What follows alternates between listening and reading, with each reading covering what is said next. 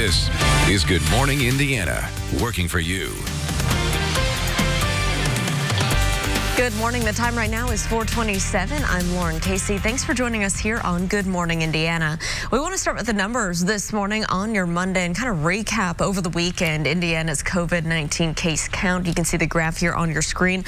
The latest numbers in Indiana are more than 4,000 people have tested positive for COVID-19. 1,000 new cases were recorded over the weekend. 127 people in the Hoosier State have died. Most of the cases so far have been in Marion County. More than 22,000 have tested here so far. So we'll continue to keep you updated on the numbers, although the number of people who are getting sick and testing positive has decreased a little bit. So that is a bit of a bright spot from over the weekend, but still those numbers are high. Continue to stay home, take those precautions.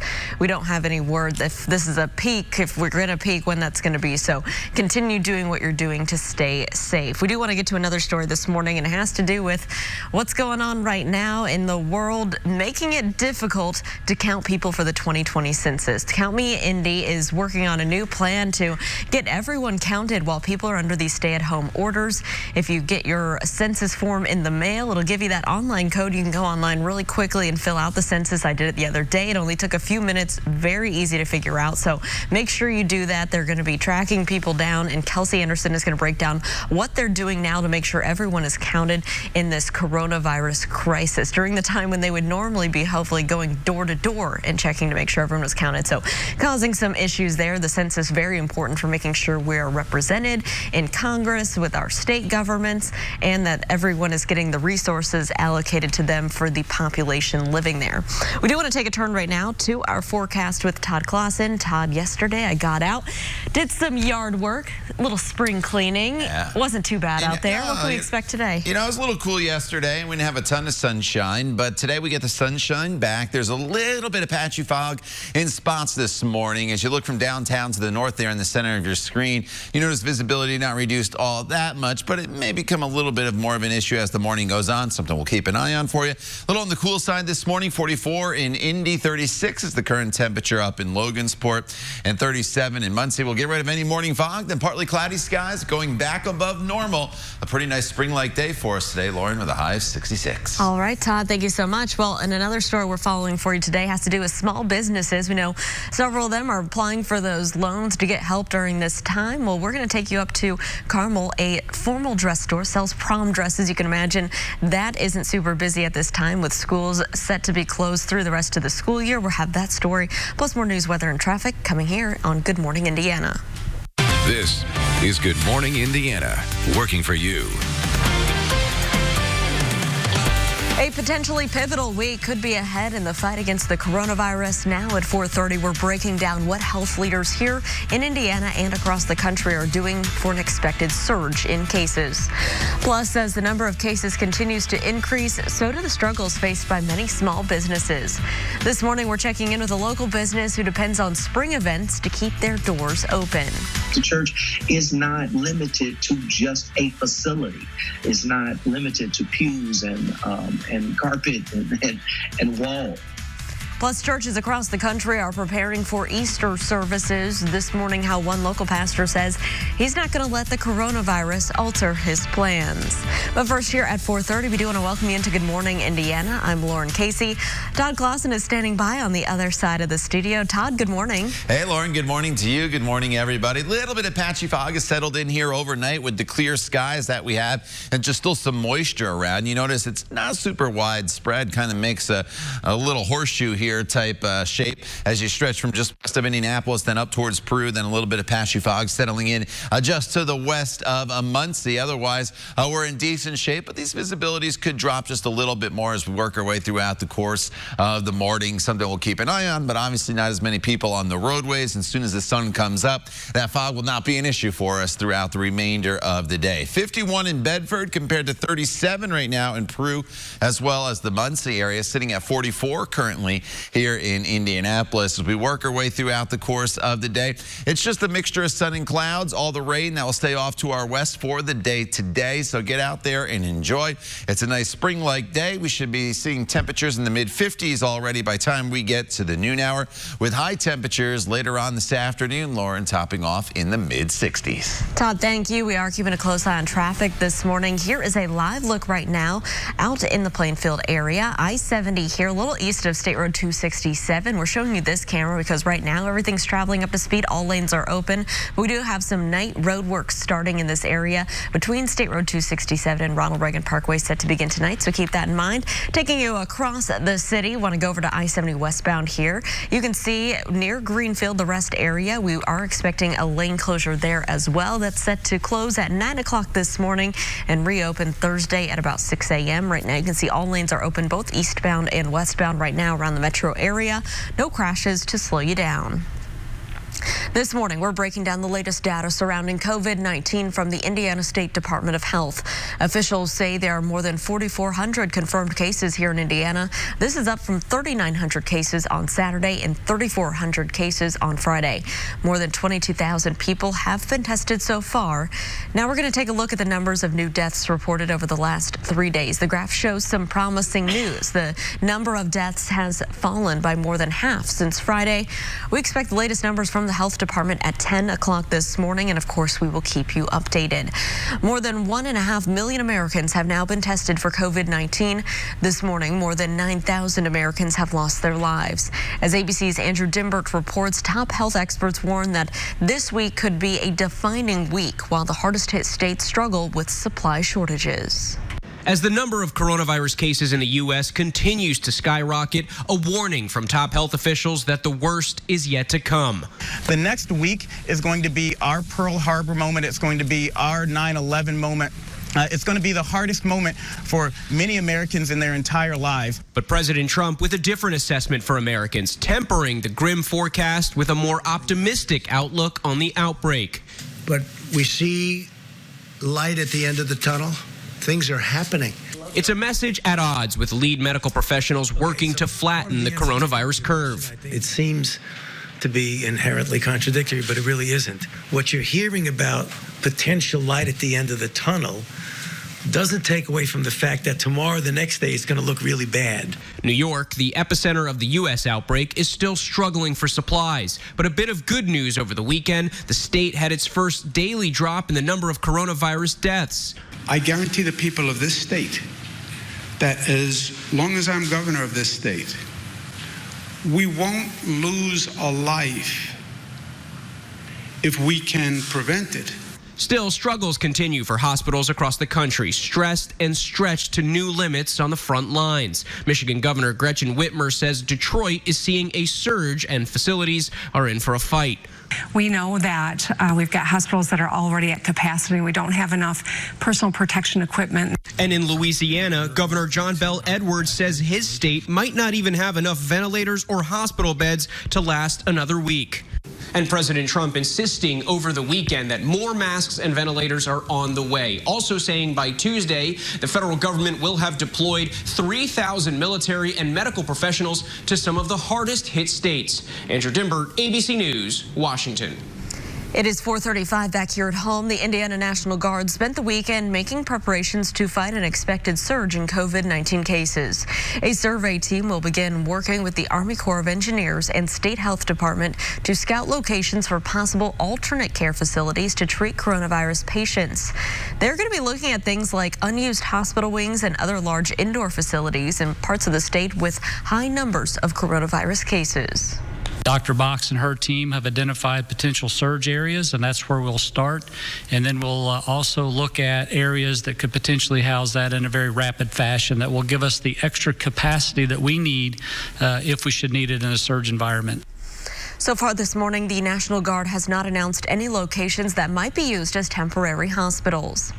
RTV6 is committed to showing you how Hoosiers are working together during the coronavirus pandemic. This morning, a Martinsville company is answering a call to help local hospitals. Workers at Shields Windshields normally make glass for construction vehicles, but now they're making medical supplies. The president of the company says they were approached and asked to make intubation boxes for local hospitals. The boxes are a barrier that helps protect healthcare workers when they're intubating a patient. Starting to get a lot of responses, and so we're starting to get ramped up. We're hoping we can get some out there to help some people. RTV6 is also focusing on helping Hoosiers get jobs through our Hiring Hoosiers initiative. If you live near Martinsville, Shields Windshields is looking to fill several open positions. The president says they're already busy due to the construction season, and making these intubation boxes is expected to increase their workload. Indianapolis Colts owner Jim Irsay says he will donate some much-needed equipment to help Indiana's healthcare workers. According to a tweet, Irsay says he's obtained more than 10,000 N95 masks, and he plans to give them to the Indiana State Department of Health. This is not the first time Irsay has contributed to Indiana's relief efforts during the COVID-19 crisis. Back in March, he announced he would contribute $1 million to Cleaners Food Bank if an additional $200,000 could be raised from other donors.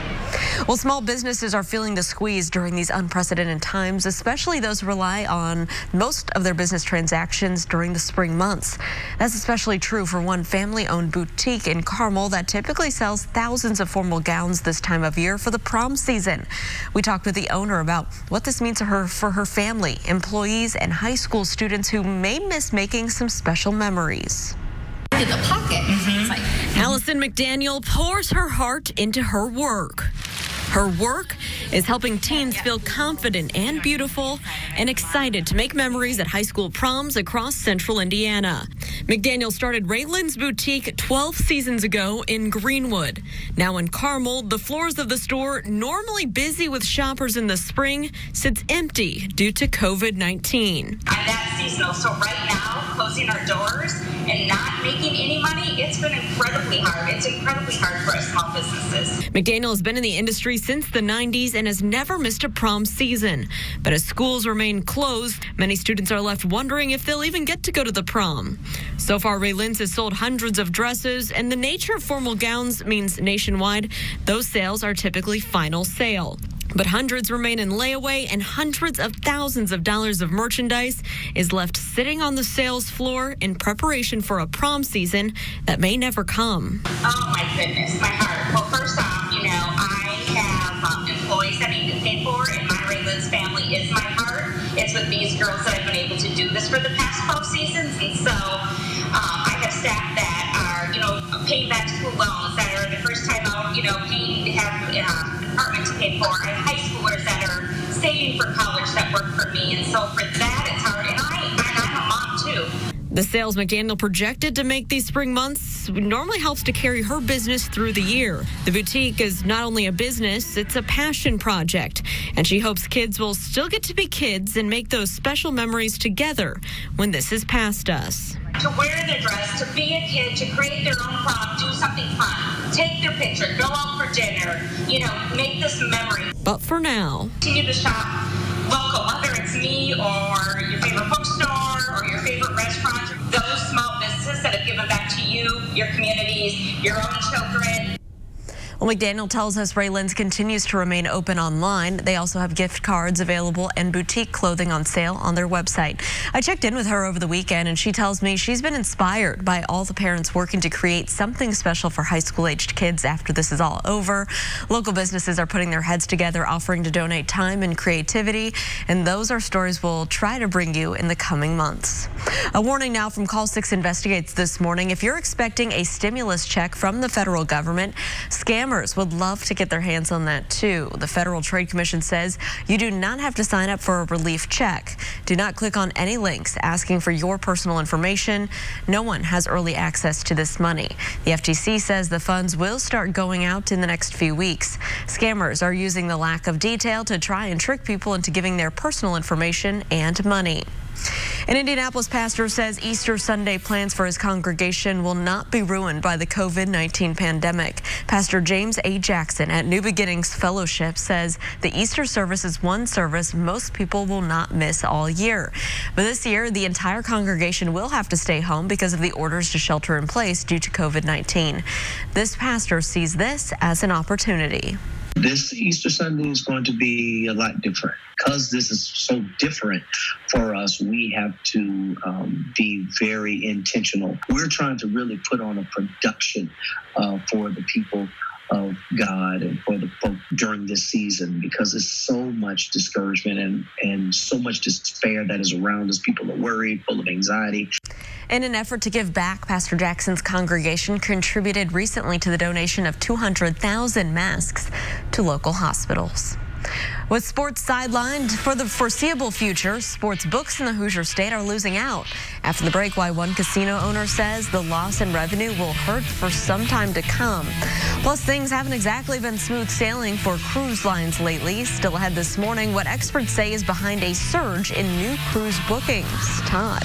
And the skies are partly cloudy here this morning. There's a little bit of patchy fog that's settled in, but no rain is in the forecast for the day today. However, as we get into the overnight hours and then tomorrow, storm chances do return, as well as the potential for some strong to severe storms. We'll talk all about it coming up in your Storm Team 6 forecast. The time now is 4:42. You're watching Good Morning Indiana right here on RTV6.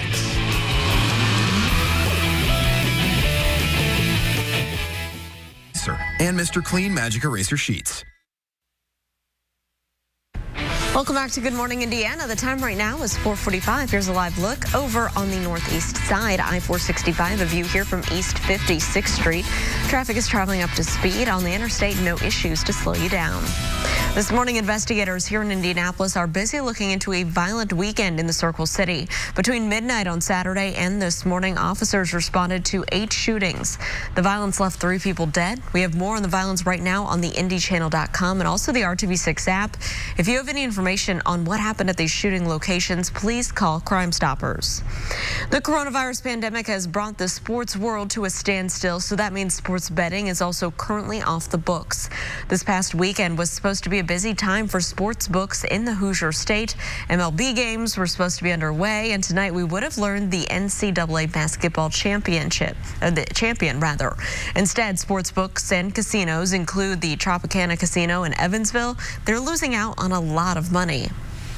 Just about every casino across the country is closed as well. So obviously that's a massive impact on the economy of so many states across the country. Indiana, no different. 99% of American casino gambling has ground to a halt. That supports an awful lot of jobs. Not only the folks who work in the casinos, but the suppliers to those casinos, and then all the tax revenue that's lost through the gaming tax. Well, Asher says that William Hill LLC, who operates the Evansville Sportsbook, has set up a foundation for all of its furloughed employees.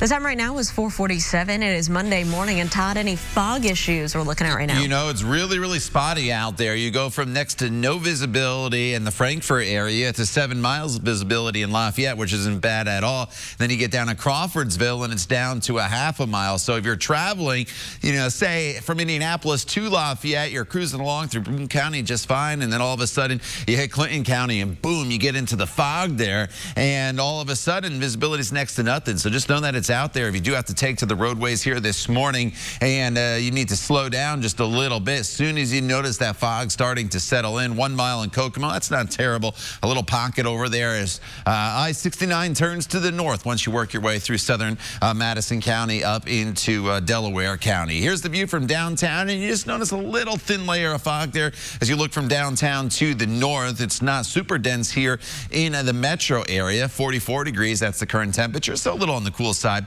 and just a light wind out of the east. But we have a warm front working its way through the area. That's why it's 51 right now in Bedford compared to only 36 in Tipton. It's 45 currently in Martinsville. Eventually the warm air will win out. That is the good news. But as the warm front comes through, there may be a little band of cloud cover that we'll have to deal with at times in spots. First in southern locations locations, then in northern locales, but then you'll get right back into the sunshine. And overall, today's a decent, nice spring day for us. The temperature is around 47 degrees at 9 a.m. We should be into the 50s already by 11 a.m. 60 degrees by 2 p.m. with partly cloudy skies, and then a decent afternoon and evening with a high temperature eventually up to 66 degrees with a mixture of sun and clouds. Satellite radar picture nice and quiet, a little more in the way of cloud cover where that warm front is to the north. That again will move to the north once again this afternoon. It's in southern locations right now, I should say. It will move to the north, but the rain is off to our west.